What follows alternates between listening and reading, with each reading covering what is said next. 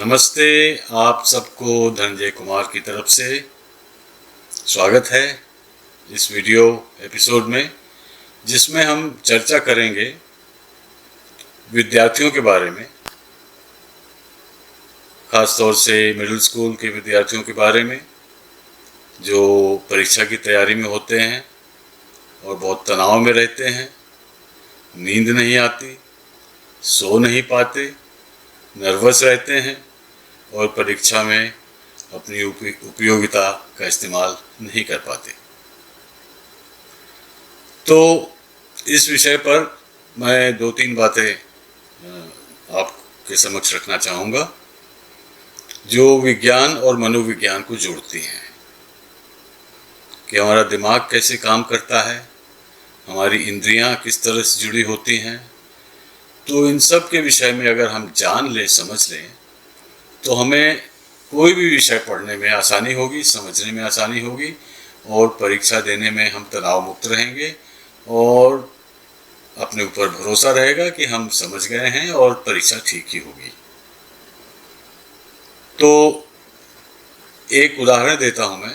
जैसे आप किसी भी सब्जेक्ट में, किसी भी पुस्तक में, टेक्स्ट बुक में कोई एक चैप्टर पढ़ रहे हो तो आप उसको पढ़िए ध्यान से और पढ़ते समय याद रखिए कि ऊपर चैप्टर के ऊपर टाइटल क्या लिखा हुआ है, उसका शीर्षक क्या है, किस विषय पर वो चैप्टर लिखा गया है।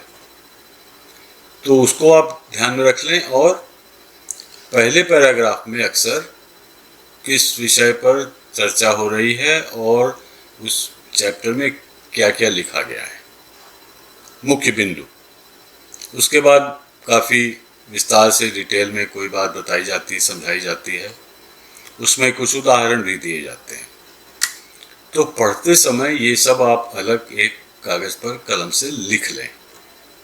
शीर्षक लिख लें, विषय क्या है, मुख्य बिंदु क्या हैं जो इस चैप्टर में बताए गए हैं, जो आप समझ रहे हैं, उसको आप लिखते चलिए। तो हो गया। अगर 5-7 पेज का चैप्टर है तो आपने एक पेज में अपना नोट बना लिया, नोटेशन लिख लिया, क्या विषय है, क्या मुख्य बिंदु उसमें बताया गया है और क्या हमें जानना चाहिए, सीखना चाहिए। और अगर एक दो उदाहरण भी आप उसमें नोट कर लें वो भी ठीक है। उसके बाद दूसरा स्टेप ये है कि आप उसको कुछ समय बाद अपनी आवाज़ में अच्छी तरह थोड़ा बोल कर पढ़ें, उसमें थोड़ा जोर दे के पढ़ें, थोड़ा इंटोनेशन जिसको कहते हैं, जहाँ पे रुकना है, जहाँ पूर्ण विराम है, थोड़ा ठहरना है, ऊंची आवाज़ में बोलना है, उस पर जोर देना है बोलते समय। तो इस सब के ध्यान में रखते हुए आप उसको पढ़ें।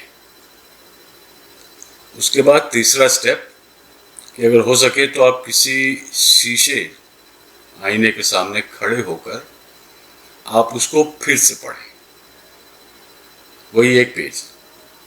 फिर से पढ़ने के बाद जब भी उचित समय हो सोने का, आप सो जाएं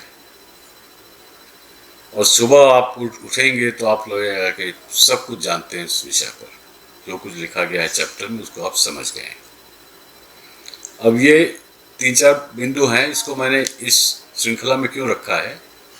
पहला कि हमारा दिमाग, हमारी बुद्धि किस आधार पर काम करती है, उसका मुख्य आधार है हमारी 5 इंद्रियां, आँख, नाक, कान, जीभ, स्वाद और स्पर्श। तो इन सब का लगभग इस्तेमाल हम करने वाले हैं इस प्रयोग में। तो आपने चैप्टर पढ़ा, आंखों से देखा, आपने देखा, तो उसकी एक छाप जो है आपके दिमाग पर पड़ी। और आपने लिखा तो आपका हाथ भी काम किया। अच्छा, हाथ को काम करने के लिए ब्रेन को एक्टिवेट, सक्रिय होना आवश्यक है। तो ब्रेन दोबारा सक्रिय हुआ आपसे लिखवाने के लिए, तो आपने लिखा। उसके बाद अपनी आवाज़ में फिर उसको बोला तो आप सुने, आपके कान भी सक्रिय हुए, तो आपके दिमाग को एक और माध्यम मिल गया। आपने सुना भी, आपने देखा भी, लिखा भी और सुना भी, तो और मजबूत हो गया। उसके बाद आप अगर शीशे के सामने खड़े होकर उसको फिर से बोलते हैं तो आपके दिमाग ने न केवल आपके कान के माध्यम से सुना, आपको बोलते हुए देखा भी, तो आंखें फिर सक्रिय हुई। उसके बाद आप आराम से उस विषय को छोड़ दें। अब आपके अंदर वो प्रवेश कर गया है, क्योंकि जब आपको मुख्य बिंदु समझ में आ जाता है तो जो उसका विस्तार, और भी बहुत सी चीज़ें लिखी होंगी पुस्तक में जिसको आपने सिर्फ एक बार पढ़ा है, तो उसको बोलते हैं एसोसिएटिव मेमोरी। वो अपने आप याद आ जाती है, उसको रटना नहीं पड़ता। तो ये टॉपिक है रट्टा वर्सेस विद्या। अगर आप ये कोशिश करें कि वो सारा जो लिखा है वो सारा रट लें और जैसा लिखा है वैसा ही जाके अब एग्ज़ाम पेपर में लिख दें, या किसी ने पूछा तो उसको उसी क्रम में, उसी श्रृंखला में बोल दें, लेकिन आपके समझ में नहीं आया है तो उस विषय पर कोई प्रश्न पूछा जाएगा तो आपको मुश्किल होगी। तो ये रहा एक संक्षिप्त विवरण जिसको आप ध्यान में रखें। आपको परीक्षा के समय कोई तनाव नहीं होगा, आपको आत्मविश्वास रहेगा आपके अंदर कि हाँ आप इसे समझ गए हैं, और समझ गए हैं तो डिटेल अपने आप याद आ जाएगा। अगर नहीं समझे हैं तो डिटेल याद करने में आपको समय लगेगा, आपको दिक्कत होगी और आपको हो सकता है भूल भी जाए, क्योंकि आप उसका मुख्य बिंदु, मुख्य आधार नहीं समझ पाए।